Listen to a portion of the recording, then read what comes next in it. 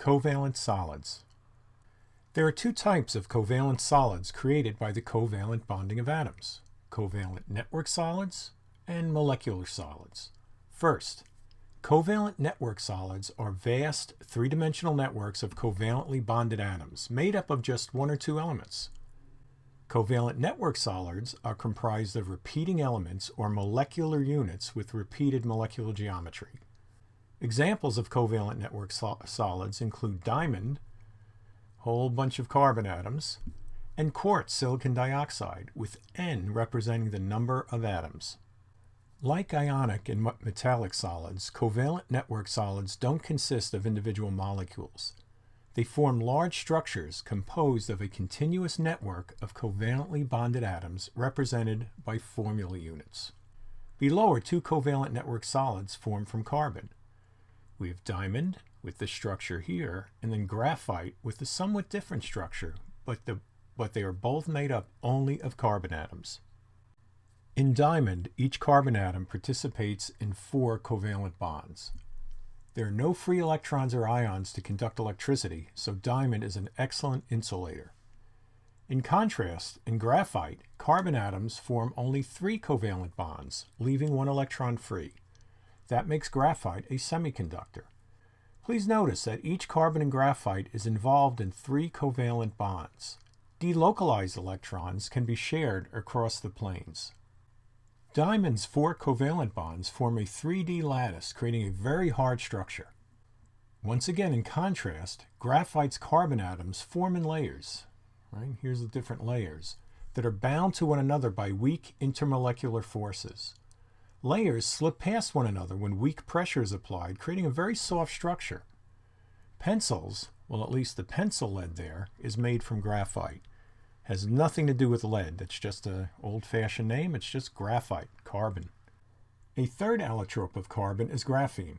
Graphene consists of a single-layered hexagonal lattice, a single layer of graphite, and is the world's thinnest material. Like graphite, graphene is an electrical semiconductor. It is also an excellent thermal conductor and is extremely strong. Trace amounts make plastics and metals much stronger. Researchers are hoping to develop uses of graphene in many applications, including batteries, solar panels, LED lights, DNA sequencing, building materials, and cell phones.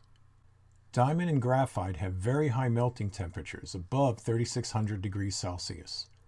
A large amount of thermal energy must be applied to break the strong covalent bonds between the carbon atoms.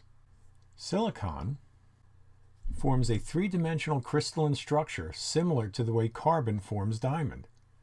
Yet like graphite, it is a good thermal conductor and it is a semiconductor. Its ability to conduct electricity increases with temperature.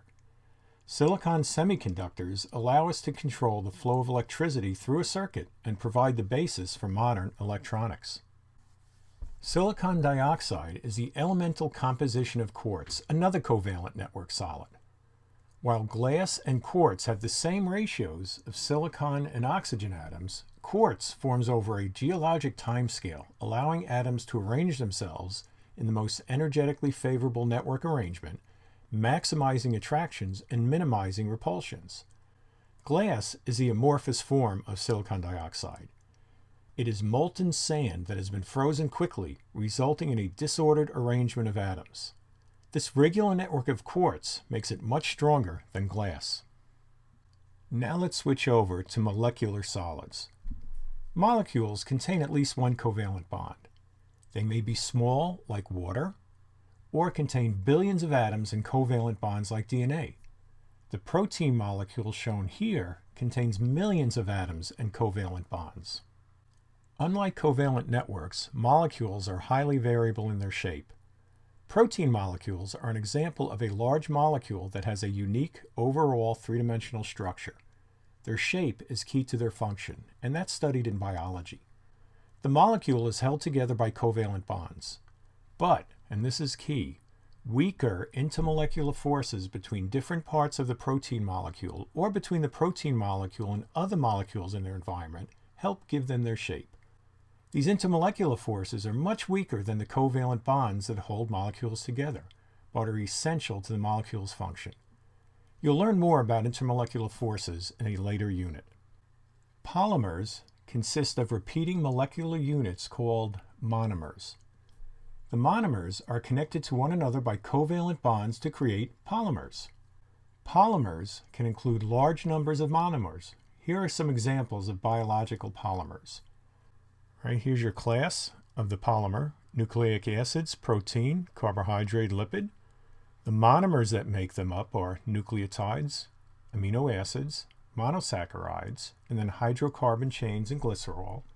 And some examples of polymers: DNA and RNA, polypeptides, starch, cellulose, etc., and then fats, waxes, oils, and steroids. And again, this is taught in biology in much, much greater detail. An example of a molecular solid is ice.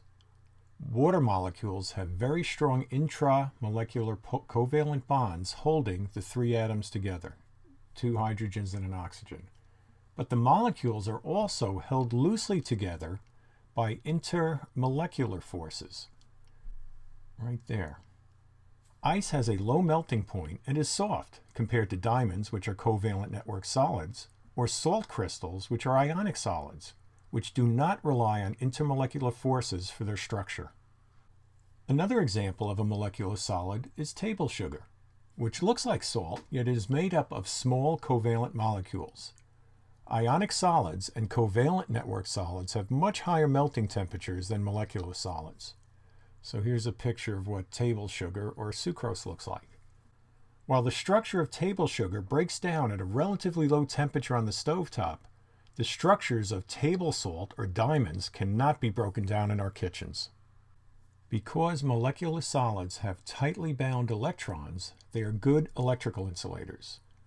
But they also have loosely bound molecules due to the weak intermolecular forces. They are also good thermal insulators. So here's ice, solid water, and here's lignin, a major component of wood. Ice and wood are good electrical and thermal insulators. Here's a very nice summary of the properties of the solids that we've gone over. Right? We've had metallic, ionic, covalent network, and molecular. And I'm not going to talk over this, but if you'd like to pause the video now and study this, this would be a very good idea.